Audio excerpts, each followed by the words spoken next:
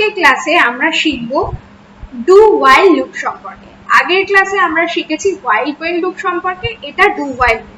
আচ্ছা, while when are do ওয়াইলের মধ্যে আবার আরেকটা পার্থক্য, সেটা হচ্ছে মানে একটাই পার্থক্য, সেটা হচ্ছে হোয়াইল হোয়েন যেমন হচ্ছে entry control loop, do while loop হচ্ছে সেরকম এক্সিট কন্ট্রোল লুপ। আগের ক্লাসে আমি বলে বুঝিয়ে দিয়েছিলাম যে কোনটা এন্ট্রি কন্ট্রোল আর কোনটা এক্সিট কন্ট্রোল, তাও আমি আরেকবার করে বলে দিচ্ছি। এন্ট্রি কন্ট্রোল লুপ হচ্ছে সেটাই যখন প্রথম লাইনে বা একদম প্রথমে প্রিন্ট স্টেটমেন্টের আগেই যখন ইফটা বা মানে আগে নট ইফ মানে আগে যখন চেকটা হয়ে যায় তখন সেটাকে বলা হয় হচ্ছে এন্ট্রি কন্ট্রোল লুপ।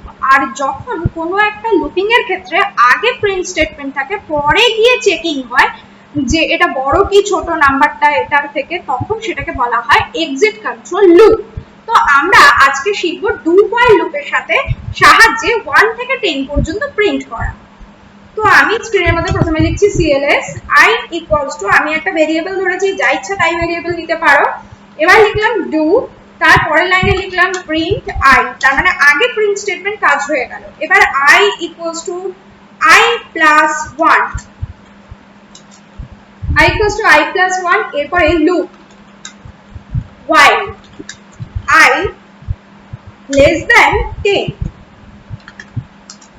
এখানে less than or equals to আমি 1 থেকে 10 পর্যন্ত প্রিন্ট করতে চাইছি, তাই less than or equals to 10 then end।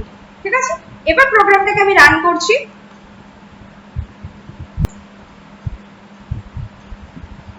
এটা প্রোগ্রামটা রান হয়ে গেছে, দেখতে পাচ্ছি এখানে 1 থেকে 10 পর্যন্ত প্রত্যেকটা নাম্বার স্ক্রিনের মধ্যে প্রিন্ট হয়ে গেছে। এবার আমি আরেকটু কিছু এটার মধ্যে পরিবর্তন করি।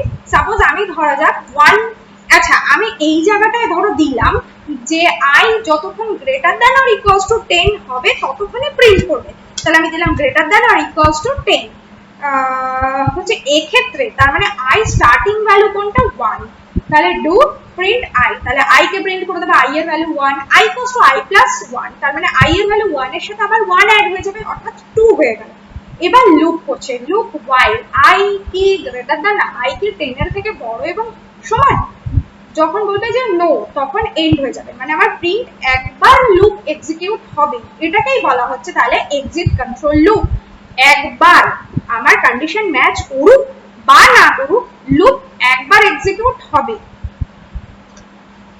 এবার প্রোগ্রামটাকে আমি রান করছি, দেখলাম আমার এখানে কন্ডিশন ম্যাচ করেনি, তার সত্ত্বেও প্রোগ্রামটা একবার লুপটা একবার অন্ততপক্ষে এক্সিকিউট হয়েছে, এটাকেই বলা হয় এক্সিট কন্ট্রোল লুপ। আচ্ছা, এবার আমি এরকম টাইপের করতে চাইছি যে 1 থেকে 100 এর মধ্যে সমস্ত ইভেন নাম্বারগুলোকে প্রিন্ট করতে চাইছি, তাহলে 1 থেকে 100 এর মধ্যে একই নিয়ম সব জায়গায়, আগের লুপিং গুলো তো আমরা যা করেছি এই লুপিং এও সেম জিনিসই করব। তাহলে উপরে স্টার্টিং হবে 1 আর এখানে 1 ততক্ষণে প্রিন্ট হবে যতক্ষণ less than or equals to 100। তাহলে এবার প্রোগ্রামটাকে আমি রান করছি, দেখলাম যে 1 থেকে 100 এর মধ্যে, আমি এখানে প্রিন্টের পর একটা সেমিকোলন দিয়ে দিয়েছিলাম, 1 থেকে 100 এর মধ্যে সমস্ত নাম্বারগুলো প্রিন্ট হয়ে গেছে। এবার যদি আমাকে 10 to 1 পর্যন্ত প্রিন্ট হয়, তাহলে i ইকুয়ালস টু আমি 10 দেব, i equals to i minus 1 দেব, i 1 1 করে মাইনাস হতে থাকবে, i কতক্ষণ প্রিন্ট হবে না যতক্ষণ greater than or equals to 1 ততক্ষণ প্রিন্ট হবে, greater than or equals to 1 ততক্ষণই i প্রিন্ট হয়ে যাবে। এবার প্রোগ্রামটাকে রান করলাম, দেখলাম তাহলে প্রোগ্রামটাই আমরা 10 থেকে 1 পর্যন্ত প্রিন্ট হয়ে গেছে। আজকের ক্লাসে এই পর্যন্ত।